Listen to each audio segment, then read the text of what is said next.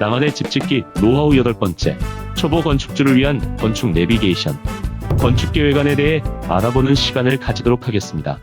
내 토지에 집을 짓고 싶은데 과연 어떤 규모와 형태로, 비용은 얼마나 소요될지 궁금하지만 도대체 어떻게 집을 지을지 방법을 모르겠다면 어떻게 해야 할까요? 먼저 건축하려는 목적을 정해야 합니다.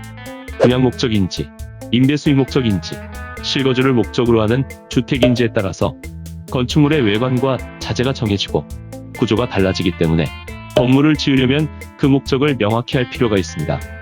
두 번째, 법령을 정확히 검토해야 합니다. 지자체별로 다른 법령 검토를 잘 못해서 용적률의 손실을 보는 건축물이 의외로 많습니다.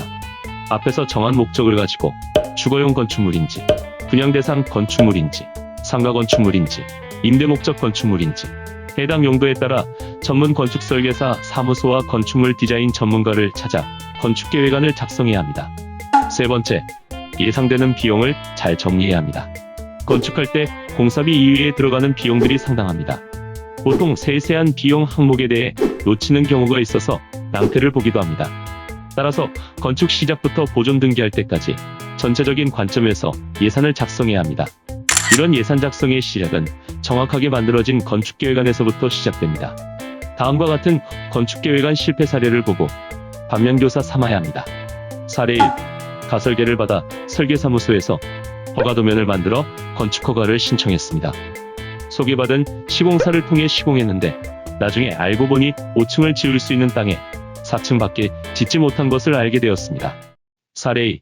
200% 용적률이 적용되는 부지에 건축사 사무소의 검토 결과대로 설계했습니다. 나중에 알고 보니 북쪽에 3m 폭의 도로가 있었는데 이를 후퇴선까지 고려하여 4m 도로폭이 인정된다는 걸 몰라 건축주는 결국 용적률 10% 이상을 손해보고 말았습니다.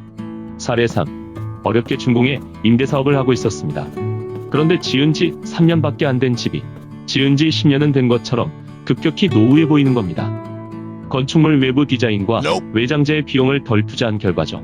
건축주는 건축계획 단계에서부터 주택의 목적에 맞는 건축계획을 했다면 임대 수익률을 더 높일 수 있을 거란 아쉬움만 남습니다. 사례 4. 빌라를 어렵게 준공해 분양을 개시하였습니다. 그런데 투룸에 비해 3룸이 분양 성과가 좋지 않습니다. 성과가 좋지 않은 이유는 그 지역에서 3룸이 거래가 잘 이루어지지 않는다는 것을 사전에 파악하지 못했기 때문입니다. 분양을 위한 건축물은 지역에 맞는 구조와 외관을 건축계획해야 했던 것입니다. 위 실패 사례들처럼 건축주의 의도, 건축의 목적, 확보 예산이 적정한지 판단하기 위해서는 합리적이고 과학적인 건축계획안을 작성해야 합니다. 건축계획안은 전문 건축사와 충분한 의사소통을 통해서 이루어져야 합니다. 집 짓다가 10년 늙지 않기 위해서는 시작을 잘 준비해야 합니다. 건축계획안을 제대로 준비하는 방법. 첫 번째, 건축하려는 목적을 명확히 정해야 합니다. 두 번째, 법령을 정확히 검토해야 합니다. 세 번째, 예상되는 비용을 잘 정리해야 합니다. 위 세 가지 사항을 토대로 건축계획안을 준비하면 출발은 아주 성공적일 겁니다. 하지만 초보 건축주들이 위 사항을 꼼꼼히 준비하기엔 어려움이 많습니다. 그래서 저희 국민한 심집짓기 플랫폼 닥터빌드가 있습니다.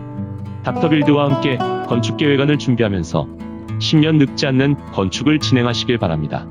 다음 시간에는 건축 설계 계약을 할 때 주의할 것에 대한 이야기 나눠보는 시간을 가져보도록 하겠습니다.